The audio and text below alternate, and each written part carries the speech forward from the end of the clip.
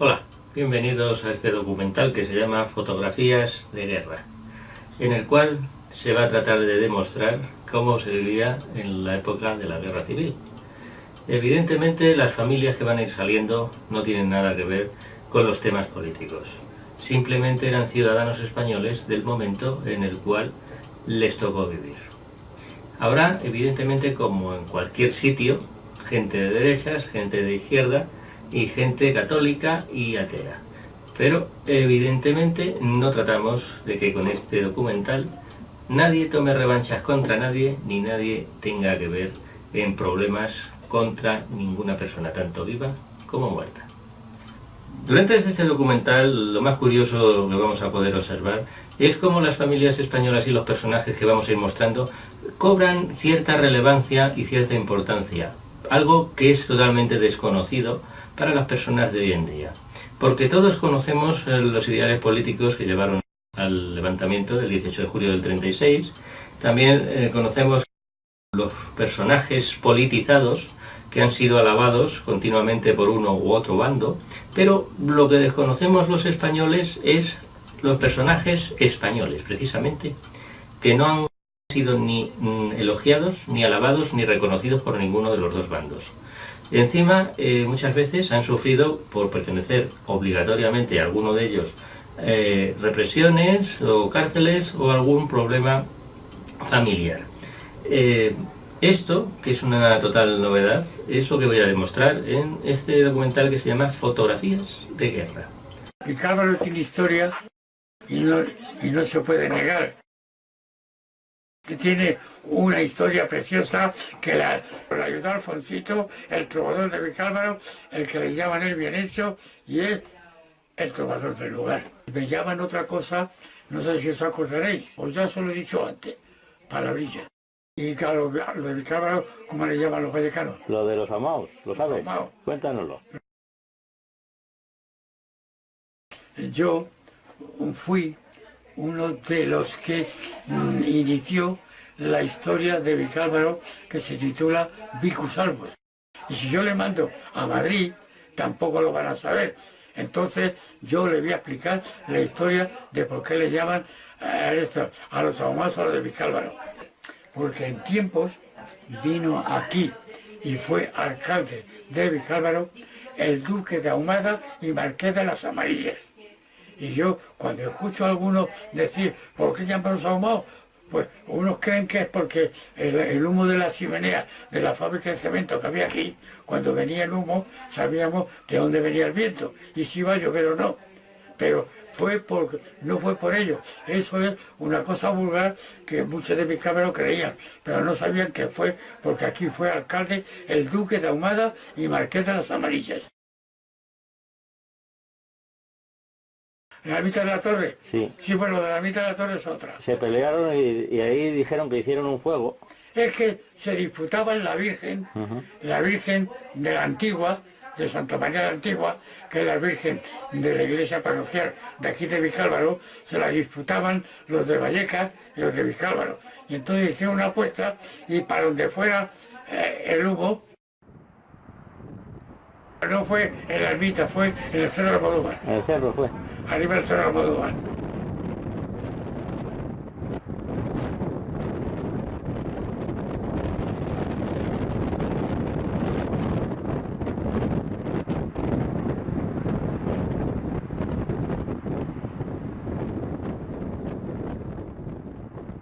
Era el que ganaba la Virgen.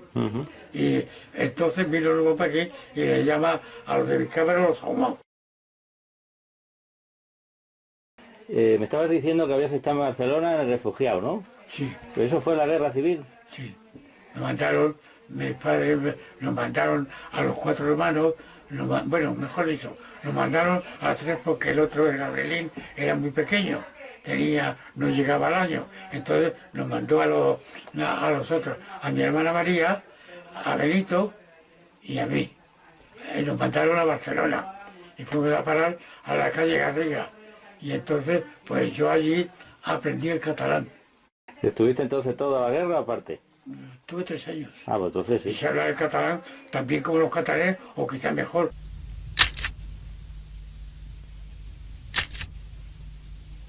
yo soy andaluz, pero he vivido muchos años, de los 4 años, en Madrid. Dice, entonces, ¿cómo sabe usted cómo puede usted decir que no está allí? Digo, pues muy sencillo, porque usted está hablando un catalán que lo ha aprendido no sé dónde, y yo lo he aprendido conviviendo con catalanes. Ja tenim de fer tibola, ja rondarem pels carrers. Au com pescava a l'escola, qui serà el matiner. Si algú no hi vol fer campana, ve prou que s'ho trobarà. La justícia és sa germana i ens fa forts para luchar.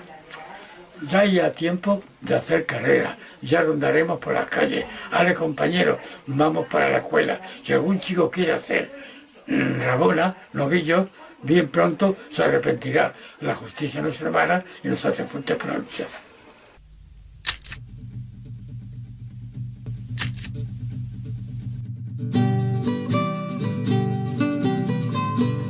Cuéntanos lo que viste o quisieras contarnos de la guerra civil. Pues en la guerra civil estuve yo, era una niña, y he pasado hambre. Y a mi padre fueron a buscarle para matarle. Lo que pasa es que estaba trabajando en otro lado y no le cogieron.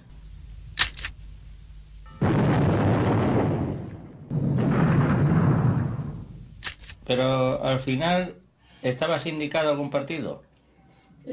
Por mediación de un señor de socialista, le hicieron un carné para que pudiera ir a trabajar.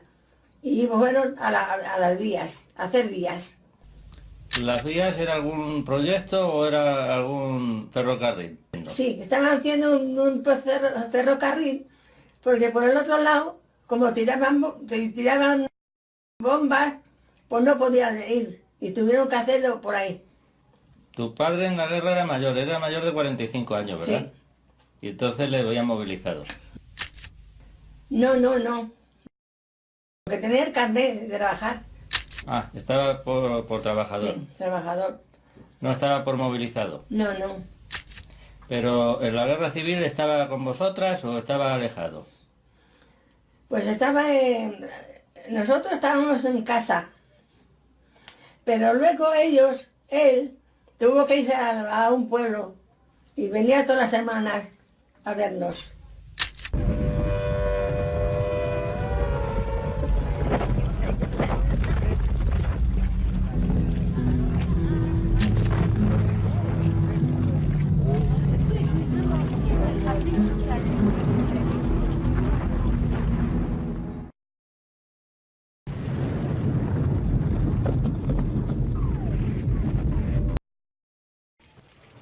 El bando vencedor no careció de reconocimiento en los momentos y continuará durante toda la dictadura, para muchos, toda su vida.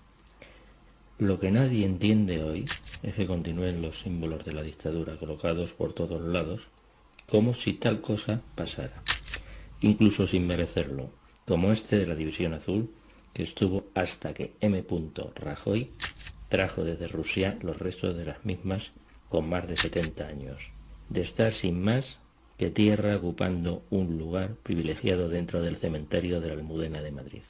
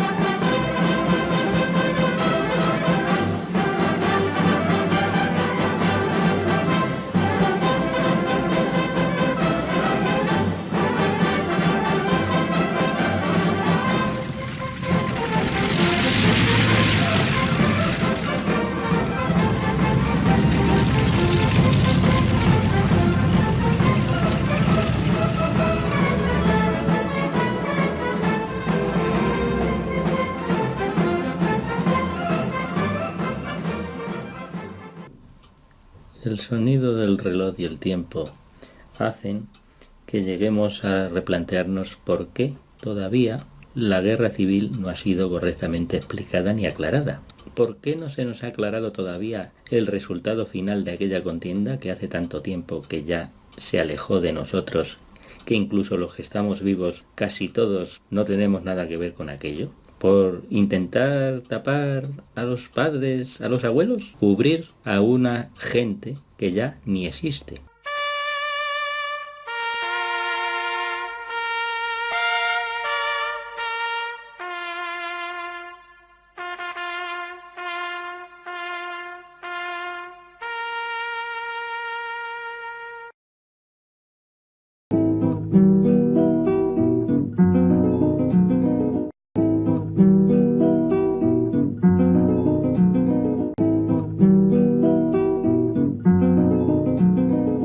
En la guerra civil, sabes que Félix Ventura, monje Domínguez, era teniente, ¿verdad? Teniente, sí. Ascendió luego a capitán.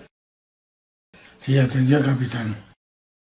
También que estuvo en la 66 Brigada Mixta. La brigada mixta, sí. Y pasó por la batalla de Jarama. Sí, por la batalla de Jarama, sí. Según decía un vecino de aquí de Vicálvaro, había fallecido, ¿verdad? Sí, en la guerra. Claro, es que la documentación aparece que es desaparecido. No, pero murió en la parte entre lo que era la Poveda, sí, el Picarón, por donde estaba, se iba por la ermita de la Torre.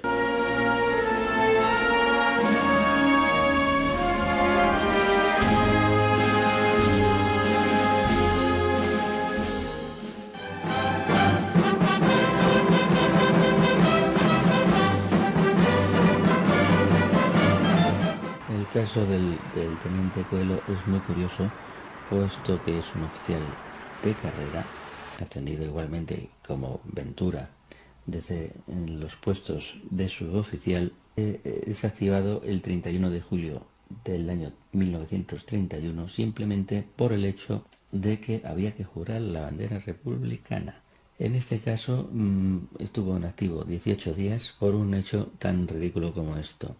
Pues su expediente militar, que pueden ver en lo que llaman la cultura militar, que todo el mundo, o casi todo el mundo, puede consultar, nos quieren hacer ver a la gente que hemos hecho el servicio militar y que sabemos lo que es la reserva, que solamente se activa por una jura de bandera 18 días y sin embargo no estaba activado con una guerra, un héroe de la guerra de Marruecos. Hasta la República sí, después de la República no. ¿Por qué ocultan el resto del expediente militar de este señor? Además de la tomadura de pelo, es que el propio oficial reclamaba su jubilación en el año 1950 con la ley Varela. Por lo tanto, si está en activo en 1950, desde 1936, imagínense ustedes los derechos y la antigüedad y la graduación de este señor. No es un teniente. Y eso siempre que no interviniese en el frente. Cosa que duda todo el mundo. Porque claro, un señor que era un héroe de guerra, que además se dedicaba a las piezas de artillería, vamos a ver, en conflicto, con lógica se reclama a las personas que no pasan de 65 años que estén en la reserva. Y en el caso de Santiago Coelho, si no recuerdo mal, desde el año 25 al año 36, son solamente 11 años. Las reservas, para el que no entienda o no sepa de ejército, suelen durar 16 años. Y en muchos casos como estos, que son oficiales profesionales, pasan muchos más años, cerca de 20. ¿Cómo narices si un señor que está en la reserva no va a ser activado? Pero claro, las leyes son las que son, las leyes son las que están, y hoy se reconoce más a la persona que no ha hecho nada, que no ha ido a guerra ninguna, le dan 20.000 medallas, que a los que realmente fueron a las batallas. Esto no tiene lógica ninguna. El que se jugó la vida, el que defendió la vida de sus ciudadanos, es hoy menos reconocido en la cultura militar que el que precisamente tiene una simple carrera. y ejerce en época de paz.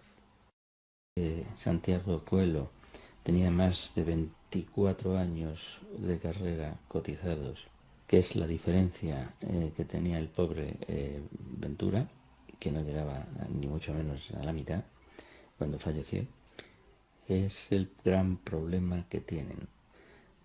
Cultura militar sí, pero de otros siglos. Entonces no sé qué clase de cultura militar quieren sacar. El caso es tan bochornoso que cuando en la guerra civil comienza, pronto es ascendido a capitán por luchar con bravía en los primeros lugares de las batallas. Esos lugares son los que precisamente le llevarán a la muerte en marzo de 1937. Dudas de que luchara con la 66 Brigada Mixta no hay ninguna. El tema es que la 66 Brigada Mixta se recompuso con soldados de retaguardias de pueblos como Cuenca, Guadalajara, Albacete, en los cuales primaba principalmente la afiliación al Partido Comunista, que era el gran ogro que había en la mentalidad del caudillo de España, y es una de las unidades más, digamos, vetadas por el régimen franquista. Si Félix Ventura, como se llamaba, hubiera sobrevivido, seguramente habría sido fusilado por el dictador. Así que no hay mucho que darle ahí al tema. Y luego el tema está clarísimo. No quieren pagar los derechos de este militar a la familia. No se pagó nunca a su pobre madre, no se pagó nunca a su pobre padre, que incluso llegó a vivir hasta el año 77, riéndose del el tema burocrático. Por eso existe una ficha en la cual aparecen todos sus datos, porque su padre la rellenó. Aquí lo que interesa es contarnos que esto es lo que hay. Un oficial de carrera, recuerdo que de suboficial con el rey Alfonso XIII, luego ascendería a oficial con la República. El rey de España, Juan Carlos I, rehabilitó a todos los militares en un real decreto hace muchos años. Sigue sin cumplirse la ley, claro. Este país es en el cual tú pones el gesto, pero nunca se ve hecho la realidad. En cuanto a estos dos casos que he puesto, por ejemplo, son dos casos de oficiales en los cuales vienen de diferente ejército. Por lo tanto, el problema es generalizado. No hay cultura militar de la guerra civil.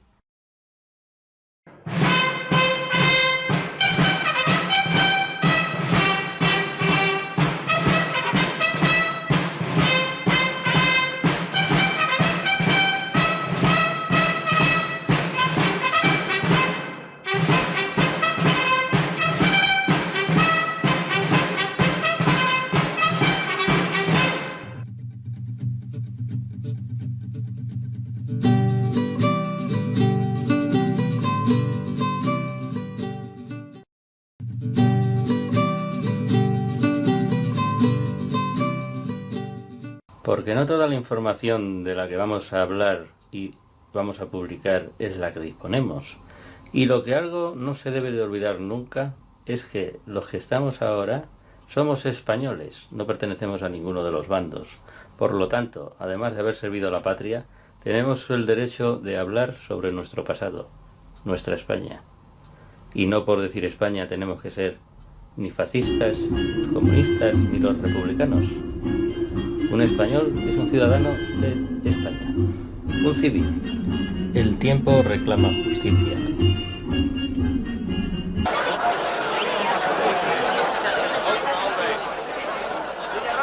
Y decían, cuando, que ya lo dije antes, que iba a ser yo tartamudo. Fíjate, y lo fui hasta los 23. Pero eso fue producto de los nervios.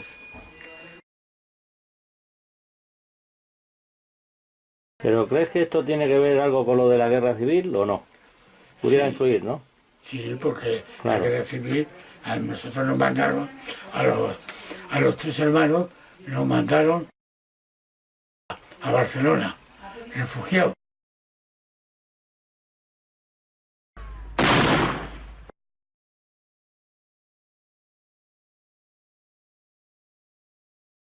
¿Tu abuela Casiana estaba en Madrid o estaba en otro sitio?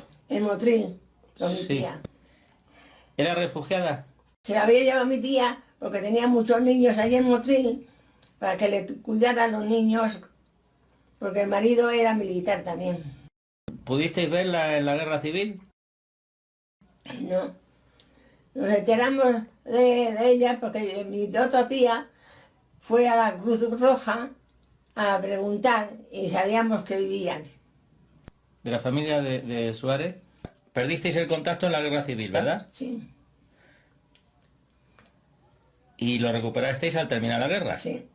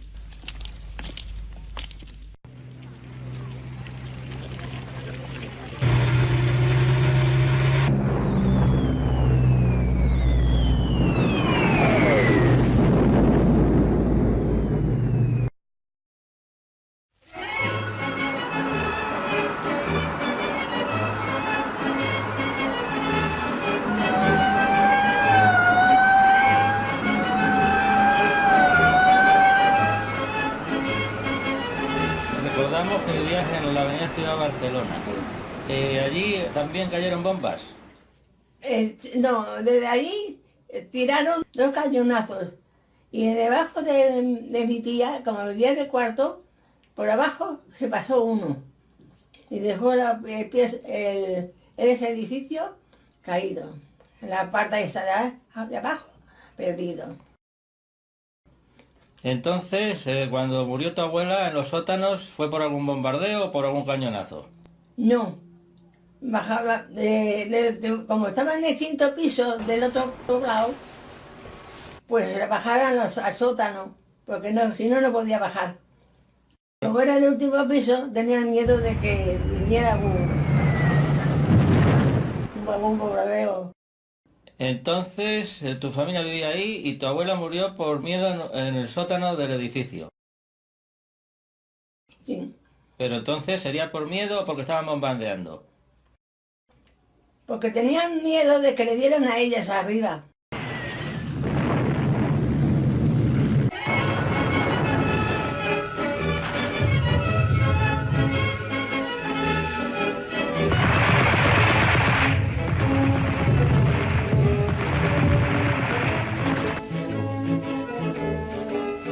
Igual que la tartamudez, yo me la quité por los nervios, que por hablar deprisa, me tartamudea más.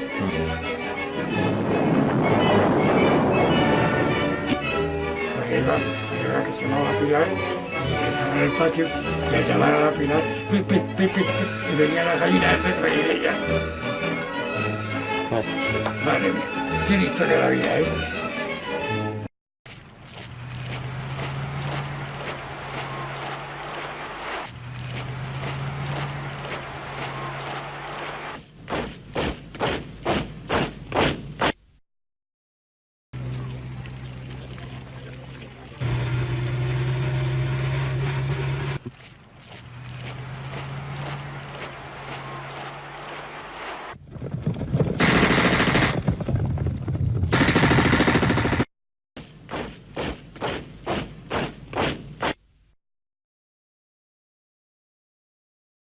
Madrid, venero fecundo, blasón y cuna de artistas, que mientras el mundo exista, será lo mejor del mundo. Las Vistillas, la Lavapiés y la calle de Alcalá, con la morena y la rubia, eso era yo.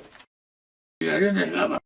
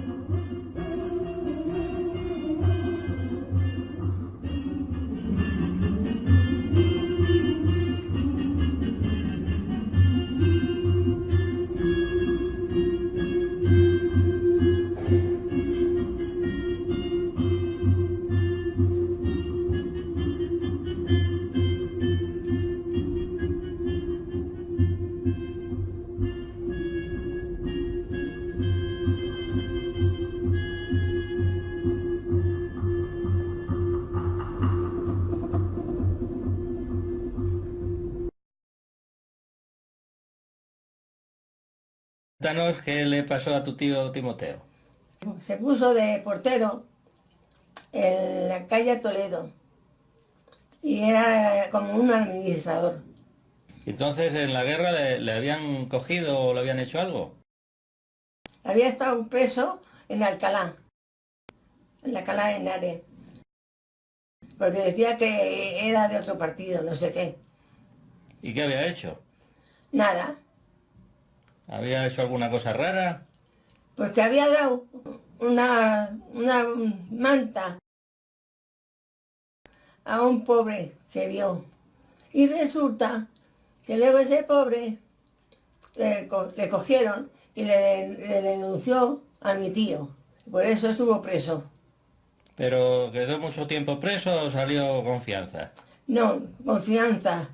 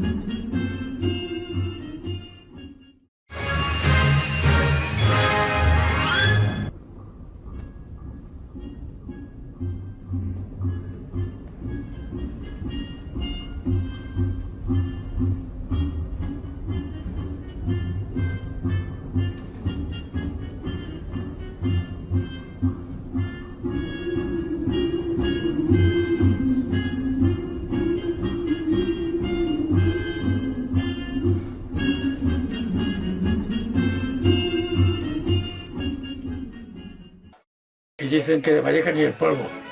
Bueno, pues Mensol, el tío Mensol, como le llamábamos, vivía en la Virgen de la Torre.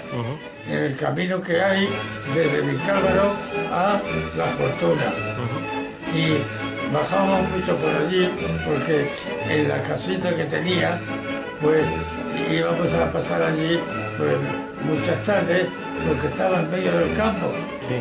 Pero estaba en lo que llaman la Virgen de la Torre. La Virgen de la Torre es una ermita que hay allí precisamente donde vivía el tío Melchor. Estaba cerca de lo que era el arroyo Mendigal y estaba allí la caseta y era en el camino que se iba desde Vicálvaro a La Fortuna.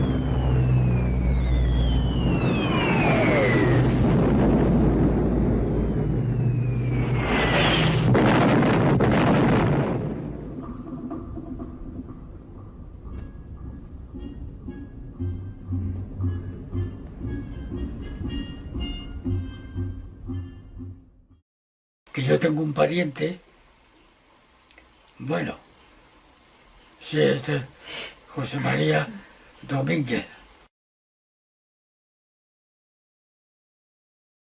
Y vino aquí a verme. Y entonces dice, oye, pues, ¿tú te llevas bien con el cura de aquí? Digo, pues sí, yo soy el secretario de actas del cementerio parroquial y de la iglesia de Santa María la Antigua. Y dice, pues preséntame. Y este cura, que es muy zorro, pues dice, bueno, yo sé que eres cura porque me lo dice Ildefonso, que si no, no me fiaba, como vienes de paisano. Pero esa le quitaba al pavo. Se lo presenté un domingo y a las 2 semanas estaban yendo los dos por allí del Chumineo. Y cura no tienen cura.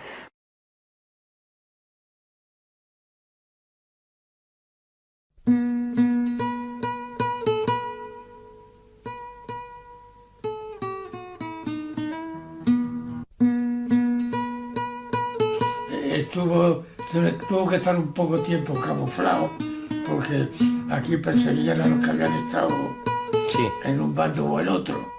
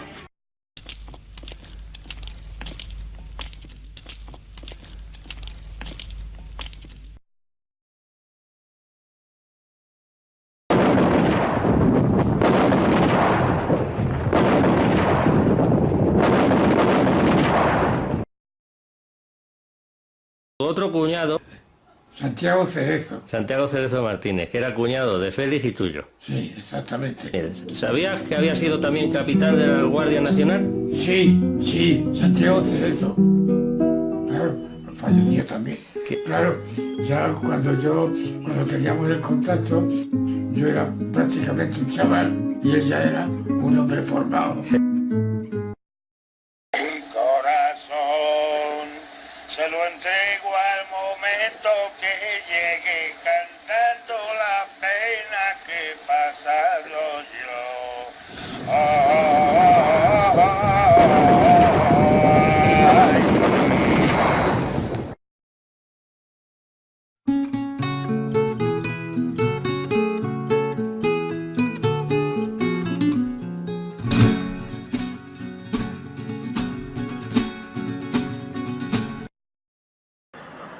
¿Qué les gustaría en la vida? Pero ¿cuánto brujo hay en la vida?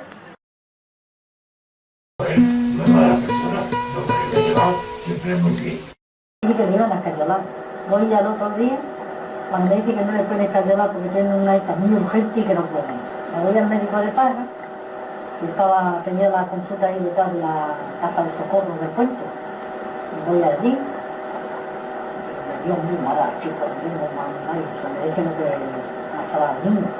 Digo, vengo del hospital y el viejo que le iban a cañonar al niño. Se quedó eso, que era forense, allí de la casa Socorro, y se le iban a la niña a cañonar, Como vería al niño, que por cierto, estaba ese amigo, ese que vive desde la infancia, del puente, se llamaba Antonio. Cuando yo me fui le preguntó, ¿qué le parece al niño?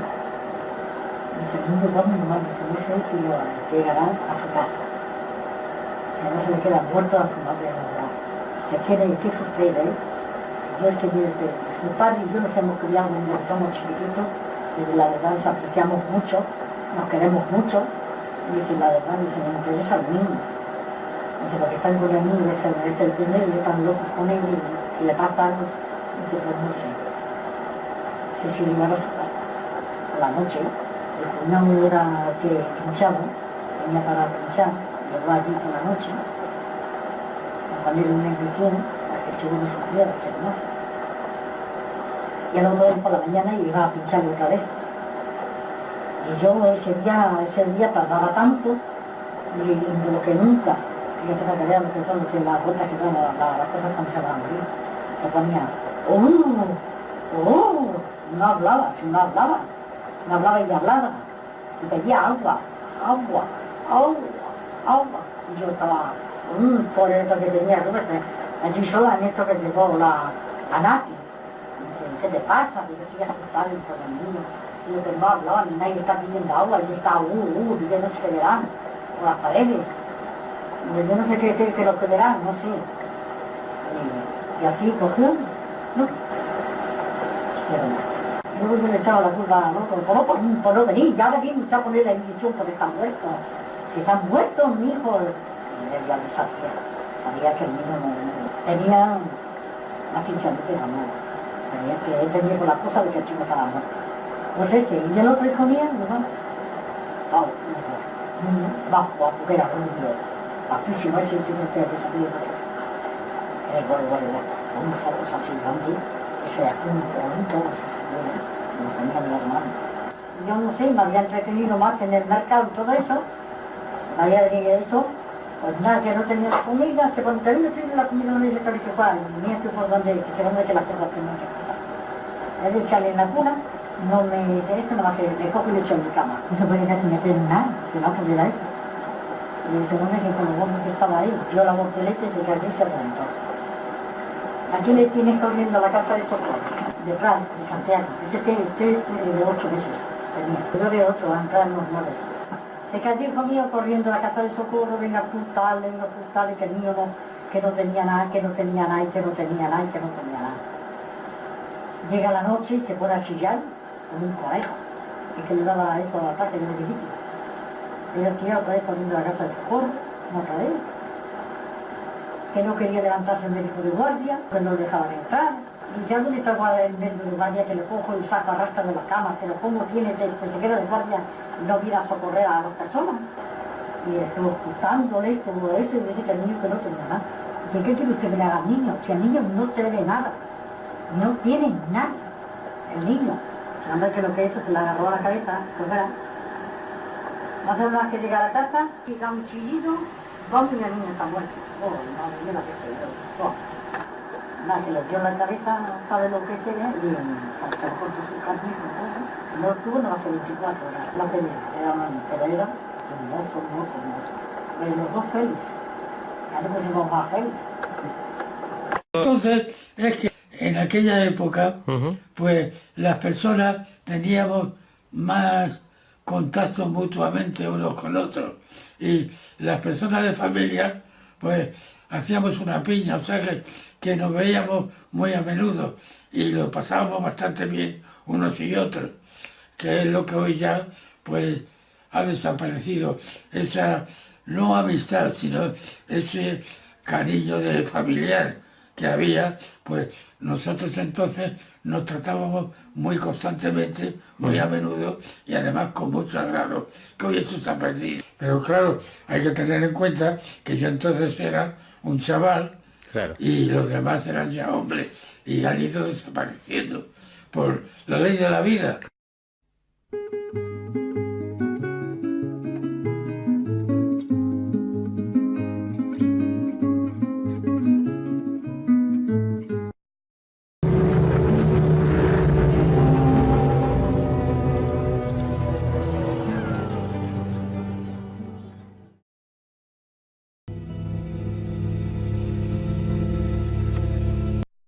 Esta vida, ¿cuánto te queda por aprender todavía?